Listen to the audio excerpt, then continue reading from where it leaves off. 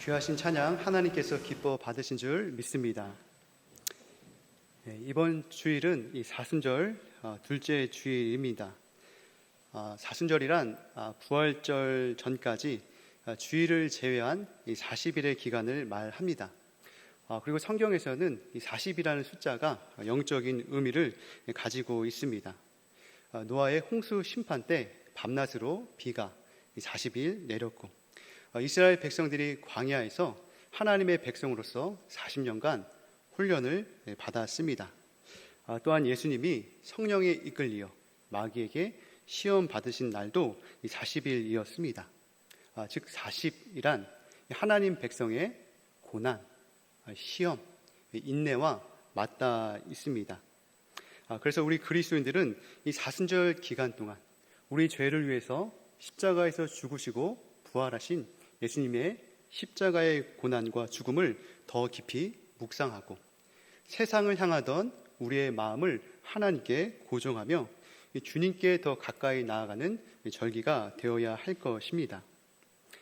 최근 들어 우리 성도님들의 관심을 끄는 것이 있다면 무엇입니까? 저희 아내가 이 첫째를 출산하고 친정에 가 있었을 때입니다. 저는 그때 전임 전도사여서 교회에서 이 전도 시간이 있어서 전도팀과 함께 아파트 전도를 나가게 되었습니다. 야, 이젠 나도 아빠다. 야, 나도 이제 아빠야 라는 들뜬 마음과 흥분으로 기쁘게 아파트를 돌며 전도를 했습니다. 그런데 아파트 전도를 하면서 유독 제 눈에 띄는 것이 있었습니다. 그것이 무엇이었을까요? 이 세상에서 죽어가는 그런 문 영혼들이 아니라, 길을 잃고 헤매는 잃어버린 양이 아니라 길에 지나다니는 유모차가 제 눈에 띄었습니다. 신기하게도 전에는 유모차가 어떻게 생겼는지, 유모차 바퀴가 한 개인지 두 개인지 세 개인지도 모르던 유모차가 제 눈에 보이기 시작했습니다. 왜 그렇죠? 이 첫째 아이가 태어나고 이 아이를 태울 유모차에 관심을 가지고 있었기 때문에, 유모차에 마음을 쏟고 있었기 때문에 이 유모차가 보이기 시작했습니다. 그래서 저는 이 아파트 전도를 하면서 문 영혼들이 눈에 아른거리는 것이 아닌 저건 휴대용 유모차네, 좀 가볍겠지. 저건 양대면 유모차네, 무게는 좀 나가겠지 라며 저의 마음과 시선이 유모차로 향하는 것을 느끼게 되었습니다. 최근 들어 길을 걸어갈 때, 일을 할 때, 잠을 잘 때 생각나고 떠오르고 보이는 것이 있다면 그것이 바로 지금 저와 여러분들의 관심 사항입니다. 하루하루 쓰여진 시간, 에너지, 지출에 있어 이 삶의 한 페이지를 장식하고 있는 목록을 유심히 살펴보면 그것이 바로 저와 여러분들의 마음을 지배하고 있는 그 무엇이라고 말할 수 있습니다. 그런데 신기하고도 무서운 것은 무엇이냐? 우리가 길을 걸어갈 때, 일을 할 때, 잠을 잘 때 생각나고 떠오르는 관심사항, 우리의 시간과 에너지와 이 물질이 투자되는 그 무엇을 우리는 알게 모르게 닮아간다는 사실입니다. 부부도 보면 어떻습니까? 부부도 보면 볼수록 닮아가는 것이죠. 저는 콜라를 치킨이나 피자를 먹을 때 가끔씩 먹었던 사람이었습니다. 몸에도 좋지 않고 또 콜라에 뭐가 들어있는지도 모르기 때문에 간식을 먹을 때만 콜라를 먹었습니다. 그런데 저희 아내는 연애할 때도 탄산음료를 자주 마시고 또 집에서는 콜라를 비치해 두고 먹는 사람이었습니다. 그런데 저도 어느새 이 치킨이나 피자를 먹을 때 외에도 기름진 음식을 먹거나 아니면 이 콜라를 마시는 분은 아시겠지만 이 콜라가 유독 땡길 때가 있습니다. 그러면 그때 콜라를 마셔줘야 하죠. 그래서 저도 어느새 이 콜라를 집에 비치해 두고 먹는 사람이 되어버렸습니다. 이처럼 부부는 비슷하면서도 다르고 또 다르면서도 비슷하게 닮아가는 것 같습니다. 현대를 살아가는 우리 그리스도인들이 하나님께 우리의 마음을 쏟지 않고 하나님께 우리의 시선을 고정하지 않고 하나님께 우리의 관심을 두지 않는다면 우리는 분명 이 세상을 더욱 닮아 있을 것입니다. 모세가 시내산에 올라갔을 때 이스라엘 백성들이 우리들을 위한 신을 만들라라며 그렇게 금송아지를 숭배했던 것처럼 이 시대를 살아가는 우리 역시도 이 세상을 더욱 닮아 있는지도 모릅니다. 사순절을 맞이하여 무엇보다 하나님께 우리의 마음을 쏟고 하나님께 우리의 시선을 고정하며 그 하나님을 우리의 삶의 중심에 두는 저와 여러분들 되시길 바랍니다. 길을 걸을 때에도, 일을 할 때에도, 잠을 잘 때에도 우리를 향한 하나님 아버지의 사랑을 기억하고 잠잠한 양같이 그 십자가의 죽음을 묵묵히 순종하신 예수님의 구속의 은혜를 찬양하며 그 예수 그리스도의 구속을 오늘날의 은혜로 부으시는 성령님의 임재를 간구하며 사순절 기간 하나님을 더욱더 닮아가는 저와 여러분들 되시기를 주님의 이름으로 축원드립니다. 오늘은 사순절을 맞이하여 우리가 기억해야 할 십자가라는 제목으로 하나님의 말씀을 함께 전하고자 합니다. 우리가 기억해야 할 십자가, 그 첫 번째는 높이 들려야 할 십자가입니다. 2022년 베이징 동계올림픽에서 여자 쇼트트랙 선수들이 중국의 편파 판정에도 불구하고 좋은 성적을 거두었습니다. 최민정 선수가 1500m 금메달, 1000m 은메달, 그리고 여자 3000m 계주를 은메달을 거머쥐며 이 악조건 속에서도 좋은 성적을 거두었습니다.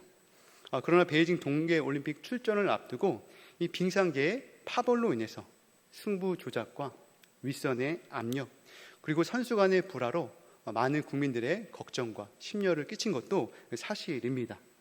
이 선수들의 출신이 한체대인지 아니면 비한체대인지에 따라서 종목도 변경하고 대회도 양보하며 승부 조작에 관한 많은 내용들이 오고 갔음을 언론 보도를 통해 확인할 수 있습니다.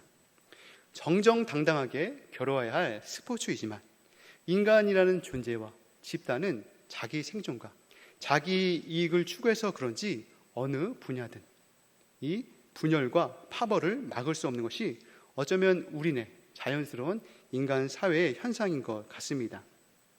오늘 본문의 고린도 교회는 이 사도 바울이 2차 전도 여행을 통해 이 복음을 전했던 곳입니다. 이곳 고린도에서 바울은 그의 평생에 이 동역자, 후원자가 되는 아굴라와 브리스길라를 만나게 되지요. 또 안식일마다 회당에 들어가서 하나님의 말씀에 붙잡혀 예수는 그리스도다라며 그렇게 복음을 전했던 곳이 이 고린도였습니다. 그래서 이러한 열매로 회당장 그리스보와 그의 집안이 예수님을 믿게 되고 이 고린도 교회 많은 사람들이 세례를 받게 되므로 1년 6개월 동안 복음의 씨앗이 뿌려지고 자라났던 곳이 바로 이곳 고린도 교회였습니다. 그런데 바울이 이 고린도를 떠나 이 에베소에서 사역을 하고 있을 때 글로의 지편으로 어떤 소식을 듣게 됩니까? 고린도전서 1장 11절 내 형제들아 글로의 지편으로 너희에 대한 말이 내게 들리니 곧 너희 가운데 분쟁이 있다는 것이라. 내가 이것을 말하거니와 너희가 각각 이르되 나는 바울에게, 나는 아볼로에게, 나는 게바에게, 나는 그리스도에게 속한 자라 한다는 것이니. 이 글로의 지편으로 듣게 된 이 고린도 교회의 상황은 이 고린도 교회가 복음의 씨앗이 뿌려지고 교회가 열매를 맺는 그런 상황이 아니라 이 고린도 교회에 분쟁이 있다는 소식이었습니다. 나는 바울에게, 나는 아볼로에게, 나는 게바에게, 나는 그리스도에게 속한 자라며 고린도 교회를 형성과 고린도 교회를 형성했던 그 형성과 발전에 영향력을 끼쳤던 영적 지도자들을 중심으로 파벌과 이 분열이 생기게 되었습니다. 그리고 그것은 아마도 14절 말씀처럼 이 사도 바울이 그리스보와 가이오 외에는 세례를 베풀지 아니한 것을 감사한다라는 말에서 추측해 볼 수 있듯이 이 고린도 교회의 몇몇의 파벌들은 자신들이 추종했던 몇몇의 영적 지도자들의 이름을 내세워서 사람들을 끌어들여 세례를 주고 그 사람들을 내 사람으로 만들어 자신의 세력을 확장하려고 한 것이 아닌가 생각됩니다. 세례의 진정한 의미는 퇴색되어지고 누구의 영향 아래 있었느냐, 누구를 통해서 세례를 받았느냐, 누구의 사람이냐라는 문제로 이 고린도 교회는 사분오열되었습니다. 그래서 사도 바울은 이러한 파벌과 분열에 휩싸인 고린도 교회를 향해 격분하면서 그리스도가 어찌하여 나뉘어졌느냐, 이 바울이 너희를 위하여서 십자가에 못 박혔느냐, 너희가 바울의 이름으로 세례를 받았느냐라며 고린도 교회를 향해 호통을 칩니다. 또한 사도 바울은 그리스도께서 자신을 보내신 이유가 무엇이라고 합니까? 고린도전서 1장 17절, 그리스도께서 나를 보내심은 세례를 베풀게 하려 하심이 아니요 오직 복음을 전하게 하려 하심이로되 말의 지혜로 하지 아니함은 그리스도의 십자가가 헛되지 않게 하려 함이라. 사도 바울은 그리스도께서 자신을 보내신 이유가 세례를 베풀게 하려 하심이 아니요 오직 복음을 전하게 하시려고 나를 보내셨다며 이 고린도 교회를 책망합니다. 이 사도 바울은 자신이 사도직을 받은 그 사도직의 본질이 복음을 전하는 것이지 이 세례를 방편으로 하여서 내 사람을 만들고 자기 세력을 확장하려고 하는 것이 아님을 분명히 합니다. 또한 이 사도 바울은 그가 복음을 전하는 데 있어서 무엇으로 하지 않았다고 합니까? 말의 지혜로 하지 않았다는 것이죠. 이 서양 철학의 본산이라고 할 수 있는 이 그리스인들의 뛰어난 수사, 철학으로 그들에게 접근하지 않았다는 거죠. 그러면서 사도 바울은 그가 복음을 전하는 데 있어서 주력했던 것은 무엇이냐? 인간의 설득력 있는 말빨, 언변, 지식이 아닌 그리스도의 십자가가 헛되지 않게 하기 위하여 그리스도의 십자가만을 전했다라는 것입니다. 따라서 파벌과 분열로 사분오열된 고린도 교회를 향해서 사도 바울이 제시한 처방은 무엇이냐? 고린도전서 1장 18절, 십자가의 도가 멸망하는 자들에게는 미련한 것이요 구원을 받는 우리에게는 하나님의 능력이라. 사도 바울이 파벌과 분열로 사분오열된 고린도 교회에 제시한 처방은 이 고린도 교회가 누구의 영향 아래 있었느냐, 누구를 통해서 세례를 받았느냐, 누구의 사람이냐가 중요한 것이 아니라는 거예요. 나는 심었고 아볼로는 물을 주었으되 그것을 자라나게 하시는 이는 하나님이다라는 것이죠. 심는 이, 물 주는 이는 아무것도 아님을 바울 스스로가 고백하고 있습니다.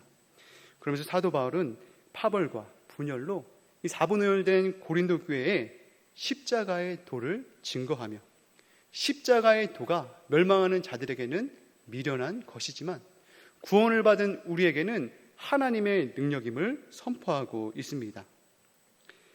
이 십자가는 고대 베니게인들과 카르타고인들이 처음으로 실시한 처형법이었다고 합니다. 그리고 이 십자가의 처형을 그리스인들과 로마인들이 받아들였는데 그 이유는 이 십자가 처형이 지금까지 시행된 처형 방법 중에서 가장 잔인하고 가장 혹독했기 때문입니다. 왜냐하면 사람에게 극도의 고통을 주면서 그 죽음을 천천히 서서히 늦출 수 있는 것이 바로 이 십자가 처형이었기 때문입니다.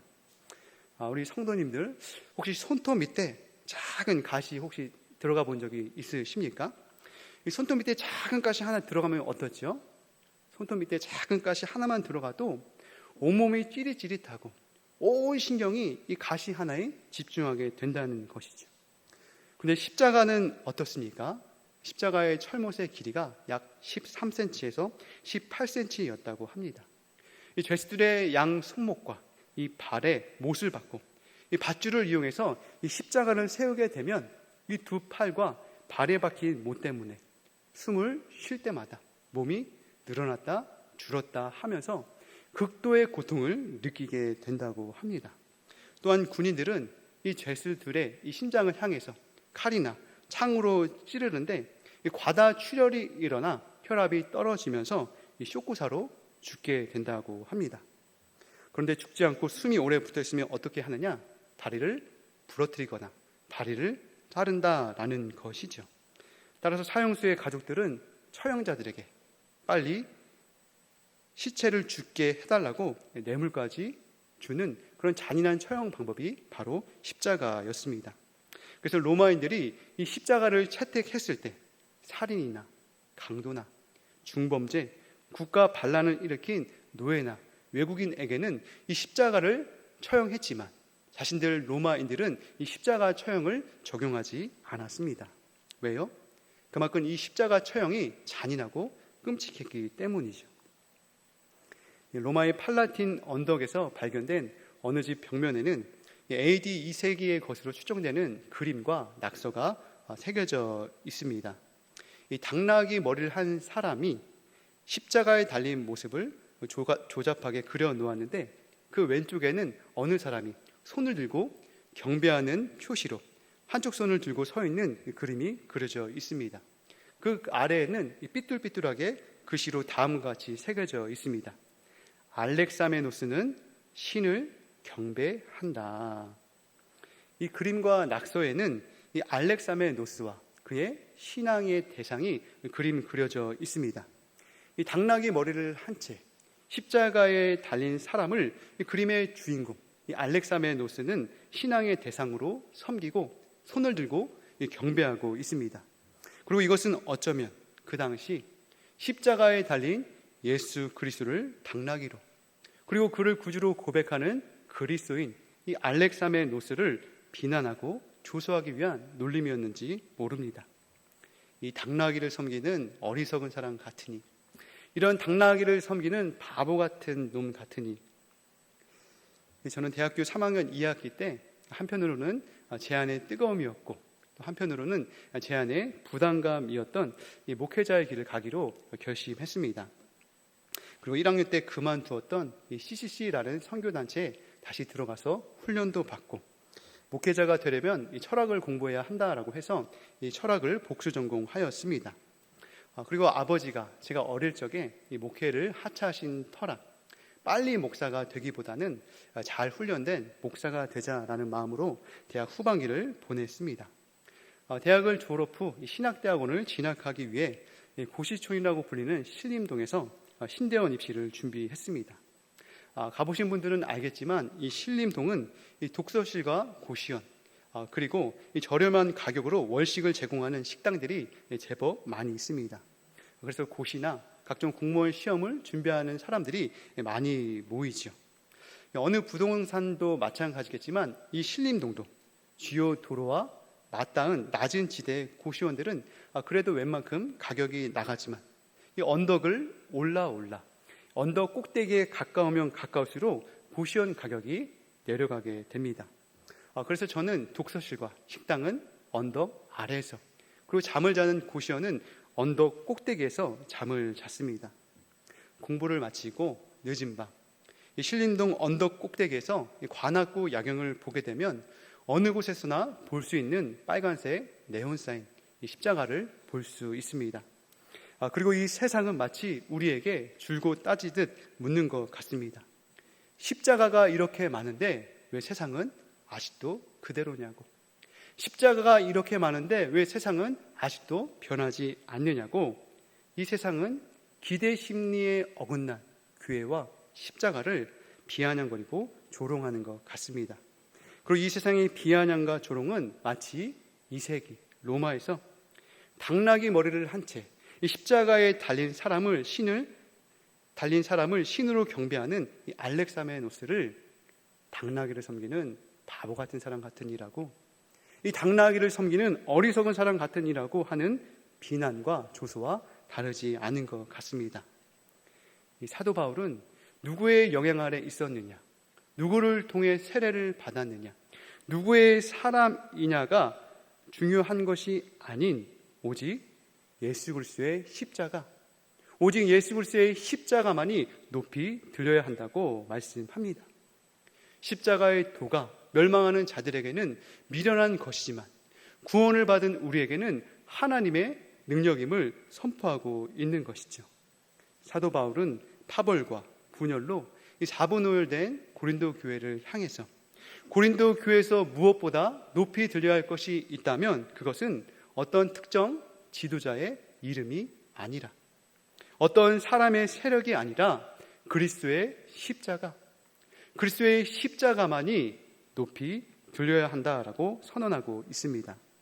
그래서 사도 바울은 고린도전서 1장 22절에서도 다음과 같이 말씀합니다. 유대인은 표적을 구하고 헬라인은 지혜를 찾으나 우리는 십자가에 못 박힌 그리스도를 전하니 유대인에게는 거리끼는 것이요 이방인에게는 미련한 것이로되 오직 부르심을 받은 자들에게는 유대인이나 헬라인이나 그리스도는 하나님의 능력이요 하나님의 지혜니라. 십자가가 이 세상에서는 거리껴 보이고 미련해 보인다 할지라도 부르심을 받은 우리에게는 구원을 베푸시는 하나님의 능력이요 하나님의 지혜임을 믿습니다. 따라서 주님의 몸된 교회에서 높이 들려야 할 것이 있다면 그것은 무엇입니까? 그것은 바로 우리 구주 예수 그리스도의 십자가. 주님의 몸된 교회에서 영광을 받으실 분이 있다면 그분은 누구십니까? 바로 우리 구주 예수 그리스도입니다.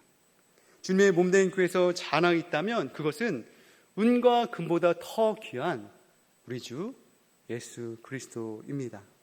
우리 대강교회가 예수 그리스도의 십자가만을 드높이고 그리스도께서 이 교회의 머리가 되시고 오직 그리스도만을 자랑하는 우리 교회, 저와 우리 성도님들 되시기를 주님의 이름으로 축원드립니다. 두 번째는 우리가 함께 기억해야 할 십자가, 그 두 번째는 우리가 짊어져야 할 십자가입니다. 마태복음 27장을 보면 예수님께서 로마 군병에 붙잡히시고 브라이도 리온이라는 뜰에서 채찍질을 당하십니다. 로마인들이 사용했던 채찍은 그냥 평범한 채찍이 아니었습니다. 채찍 끝에 갈라진 뼈 조각, 갈라진 새 조각들이 매달려 있는 채찍이었습니다. 그래서 채찍을 맞는 순간 그 채찍에 달린 뼈 조각, 쇠붙이가 이 온몸을 휘감고 그리고 몸을 갈기갈기 찢겨놓고 살점들은 모두 나가 떨어지게 됩니다. 또한 로마인들은 이러한 채찍질을 다 끝나게 되면 죄인들에게 각자의 십자가, 구체적으로 말하면 자신이 져야 할 십자가에 이 횡목을 지고 처형장까지 운반하게 했습니다. 따라서 예수님께서도 브라이도 리온이라는 뜰에서 로마 군병에게 가혹한 채찍질을 당하셔서 처형 장소까지 십자가를 지고 가야 했습니다. 그런데 예수님께서는 로마 군병의 채찍질이 너무도 심했는지 온몸이 만신창이가 되고 더 몸을 가눌 수가 없게 되었습니다. 그래서 로마 군병들은 예수님께서 십자가를 지시고 처형 장소까지 운반할 수 없다고 판단을 합니다. 그래서 어떻게 합니까? 마태복음 27장 31절, 희롱을 다한 후 홍포를 벗기고 도로 그의 옷을 입혀 십자가에 못 박으려고 끌고 나가니라. 나가다가 시몬이란 구레네 사람을 만나매 그에게 예수의 십자가를 억지로 지어가게 하였더라. 구레네는 예수님 당시에 이 북아프리카의 리비아에 있는 도시 중에 하나였다고 합니다. 애굽의 통치자였던 이 프톨레미에 의해서 많은 유대인들이 그곳으로 이주하게 되었고 아마도 구레네 사람 이 시몬도 이 경건한 디아스포라 유대인으로서 예루살렘에 와서 절기를 지키고자 온 것 같습니다. 그런데 구레네 사람 시몬은 그 당시 예루살렘을 떠들썩하게 했던 예수님의 처형 장소, 처형 현장에 있다가 로마 군병들에 의해 차출이 되게 됩니다. 얼떨결에 자신의 의지와는 상관없이 예수님이 지셔야 할 그 십자가를 자신의 의지와 상관없이 시몬이 지게 되었습니다. 이 펜과 제자의 공통점이 있습니다. 이 펜과 이 제자의 공통점이 무엇입니까? 이 펜과 이 제자의 공통점은 누군가를 열렬히 좋아하고 따른다는 것입니다. 저희 교회에서도 가수 이명웅 씨의 팬들이 여러분들이 포진하고 있는 것을 제가 알고 있습니다. 그래서 이명웅 씨의 팬클럽에 가입도 하고 그리고 모임도 갖고 노래도 부르고 이 액세서리를 구입하기도 합니다. 아무쪼록 이 팬과 제자의 공통점은 누군가를 열렬히 좋아하고 따른다라는 것입니다. 그런데 팬과 제자의 차이점은 무엇입니까?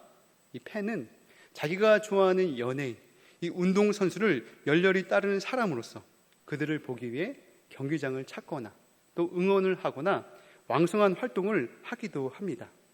그러나 팬은 구슬땀을 흘려가며 경기에 임하지는 않습니다.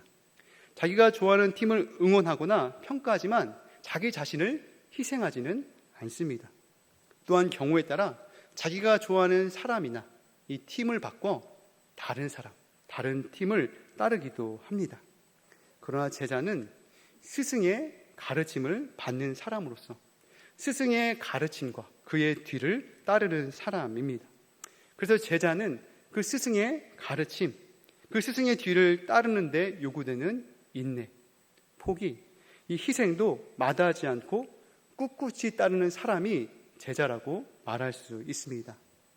팬은 자기를 위하여 다른 사람이나 다른 팀을 따르지만 제자는 스승과 스승의 가르침을 따르며 그 제자의 길에서 요구되는 희생과 그 포기도 마다하지 않는 자가 바로 제자입니다. 마가복음 8장에서 예수님께서는 자신을 따르는 그의 제자들에게 다음과 같이 말씀합니다. 마가복음 8장 34절, 무리와 제자들을 불러 이르시되 누구든지 나를 따라오려거든 자기를 부인하고 자기 십자가를 지고 나를 따를 것이니라. 누구든지 자기의 목숨을 구원하고자 하면 잃을 것이요 누구든지 나와 복음을 위하여 자기 목숨을 잃으면 구원하리라. 예수님께서는 자신을 따르는 이 제자들에게 자신을 따라오려면 어떻게 해야 한다고 합니까? 자기를 부인하고 자기 십자가를 지고 예수님을 따르라라고 말씀합니다. 예수님을 따르는 예수님의 제자의 전제 조건이 무엇이냐? 예수님을 무작정 따르겠다고 물속으로 풍덩 뛰어든다고 해서 예수님의 제자가 되는 것이 아닙니다. 생명에 들어가려면 계명을 지키라라는 예수님의 말씀에 이 모든 것을 내가 지켰사온데 아직도 무엇이 부족합니까? 라며 자신의 흠없는 도덕심으로 예수님을 따른다라고 예수님의 제자가 되는 게 아닙니다. 먼저는 자기를 부인하고 자기 십자가를 지고 예수님을 따라야 한다고 말씀합니다. 제가 예전에 이 교회 집사님께서 수술 일정이 잡히셔서 구역장님과 구역원들과 함께 차를 타고 병원 신방을 갔습니다. 병원 주차장 입구에 도착한 저희는 이제 좌회전을 틀어서 병원에 이제 들어가려고 하는데 맞은편에서 한 차가 나오는 거예요. 근데 한 차가 나오는데 이 병원에서 나오는 차량이 쌍방, 이 양방 그 두 차선을 다 점거하고 중앙에서 이 선을 다 독차지해서 저희 쪽으로 나오는 것이에요. 그래서 분명히 우리 차나 상대방 차가 양보를 하고 빠져나와야 하는데 저도 모르게 제가 속으로 하는 말이 이런 말이 튀어나왔습니다. 예수님을 믿는다는 게 본성을 거스르는 거네요. 차를 타면서 우리 구역장님들하고 구역원들하고 병원 신방 가는데 그 앞에 있는 차가 양보해 주지 않았다고 예수님을 믿는 게 본성을 거스르는 거네요 라고 저도 모르게 입 밖으로 튀어나왔습니다. 그래서 할 수 없이 본성을 거슬러 제가 양보를 했습니다. 예수님을 믿고 그분을 따른다는 것이 무엇입니까? 우리 인간의 본성을 거스르는 일입니다. 우리 인간의 본성은 야, 비키지 마. 야, 누가 양보하는지 한번 해봐. 야, 왜 네가 양보해? 저 차가 좌회전해서 나가면 되지. 라면서 맞서 싸울 것을 부추깁니다. 육체의 본성에 충실할 것을 요구하죠. 우리의 자아가 우리의 삶이 왕이 될 것을 촉구합니다. 그러나 예수님을 구주로 고백하고 예수님을 따르고자 하는 예수님의 제자들은 야, 비키지 마. 야, 누가 양보하는지 한번 해봐. 왜 네가 양보하니? 라면서 맞서 싸울 것을 부추길 때, 육체의 본성에 충실할 것을 요구할 때, 우리의 자아가 우리의 왕이 될 것을 촉구할 때 자기 자신을 부인하고 자기 십자가를 지는 것이 예수님의 제자입니다. 이 십자가의 도라는 책에는 다음과 같은 문장이 있습니다. 죄나 세상보다 더 깊이 다루어야 할 것이 있는데 그것이 곧 자아라는 사실이다. 그 자아는 나, 자기 또는 인격이라고 표현될 수 있는데 그곳을 십자가가 통과한 적이 있는가 하는 것이다. 이 죄나 세상보다 더 깊이 다뤄야 할 것이 무엇이라고 합니까? 나, 자기, 인격이라고 표현될 수 있는 이 자아를 죄나 세상보다 더 깊이 다뤄야 한다라고 말합니다. 그리고 이 자아가 어디를 통과해야 한다고 합니까? 이 자아가 십자가를 통과해야 한다라고 말합니다. 갈라디아서 2장 20절은 다음과 같이 말씀합니다. 내가 그리스도와 함께 십자가에 못 박혔나니 그런즉 이제는 내가 사는 것이 아니요 오직 내 안에 그리스도께서 사시는 것이라. 이제 내가 육체 가운데 사는 것은 나를 사랑하사 나를 위하여 자기 자신을 버리신 하나님의 아들을 믿는 믿음 안에서 사는 것이라. 사도 바울은 이제는 내가 사는 것이 아니요 내 안에 누가 산다라고 말씀합니까? 내 안에 예수 그리스도께서 사시는 것이라고 고백하고 있습니다. 이 사도 바울은 자기 자신이 성령으로 인하여서 그리스도와 연합된 자이며 성령이 내 주에 계시고 그리스도께서 주인 되시기에 내 안에 그리스도께서 사신다라고 고백합니다. 또한 사도 바울 그가 어디에 못 박혔다고 합니까? 내가 그리스도와 함께 십자가에 못 박혔나니. 이 사도 바울은 그가 그리스도와 함께 자기 자신이 십자가에 못 박혔다라고 고백을 하는 것이죠. 십자가에 못 박혔다라고 하는 것은 자신의 자아를 대변하는 나, 자기, 자신의 인격이 이 십자가에 못 박혔다는 뜻입니다. 마치 예수님께서 갈보리 십자가에서 모든 피와 모든 물을 다 쏟으시고 우리 죄를 위해서 십자가에서 죽으신 것처럼 예수님을 믿고 예수님을 따르는 그분의 제자들도 우리의 자아를 십자가에 못 박고 그 십자가에 우리의 자아가 죽어져야 한다는 뜻이죠. 그런데 이러한 자아의 죽음은 한 번에 끝나는 것이 아니라 성화의 과정으로 주님이 오시는 그날까지 우리의 자아를 십자가에 못 박고 우리의 자아를 십자가에 못 박기 위해 날마다 십자가로 향해야 한다는 것입니다. 그리고 그 이유를 다음과 같이 말씀합니다. 고린도후서 4장 10절 우리가 항상 예수의 죽음을 몸에 짊어짐은 예수의 생명이 또한 우리 몸에 나타나게 하려 함이라. 우리 살아있는 자가 항상 예수를 위하여 죽음에 넘겨짐은 예수의 생명이 또한 우리 죽을 육체에 나타나게 하려 함이라. 우리가 항상 예수님의 죽음을 짊어져야 하는 이유, 우리가 우리의 자아를 십자가에 못 박는 이유는 무엇이라고 합니까? 예수님의 생명이 우리 안에 나타나게 하려고, 예수님의 부활 생명이 우리 안에 나타나게 하려고 우리가 예수의 죽음을 짊어지고 우리의 자아를 십자가에 못 박아야 한다는 것입니다. 우리의 자아의 죽음으로 예수님의 생명이 움트고 우리의 자아의 죽음으로 예수님의 생명이 우리 안에 꽃을 피고 열매를 맺을 수 있도록 해야 한다는 말씀입니다. 우리가 져야 할 십자가는 구레네 시몬과 같이 억지로 어쩔 수 없이 짊어지는 십자가가 아니라 펜처럼 아무런 대가나 희생이 없는 값싼 은혜, 값싼 환호가 아니라 자기를 부인하고 자기의 자아를 십자가에 못 박음으로 그 십자가를 지고 주님을 따르는 생명의 십자가입니다. 말씀을 정리하겠습니다. 우리가 기억해야 할 십자가, 그 첫 번째는 높이 들려야 할 십자가입니다. 그리고 그 십자가를 저와 여러분들이 지고 예수님을 따라가야 합니다. 사순절을 맞이하여 우리 대강교회가 예수 그리스도의 십자가만을 드높이고 예수님을 따라가되 자기를 부인하고 자기 자아를 십자가에 못 박고 예수님의 생명으로 넘쳐나는 저와 우리 대강교회 성도님들 되시기를 주님의 이름으로 축원드립니다. 자, 기도하도록 하겠습니다. 하나님 아버지 감사합니다. 예수를 구주로 고백하며 하나님의 백성으로 우리를 삼으신 하나님을 찬양합니다. 우리가 주님을 따라가되 우리의 옛 본성, 옛 성질대로 살아가지 않도록 하시고 늘 예수 그리스도의 십자가를 지며 나 자신을 부인하며 우리의 자아를 십자가에 못 박음으로 주님을 따라감으로 우리 안에 부활 생명, 예수의 생명이 가득한 삶을 살아갈 수 있도록 하나님 은혜를 베풀어 주옵소서. 이 십자가가 세상에서는 거리끼어 보이고 미련해 보일지라도 오직 부르심을 받은 우리에게는 하나님의 능력이고 하나님의 지혜임을 우리가 선언하며 좁고 협착한 길을 믿음으로 걸어갈 수 있도록 은혜 베풀어 주옵소서. 모든 것 감사드리며 예수님의 이름으로 기도드립니다. 아멘.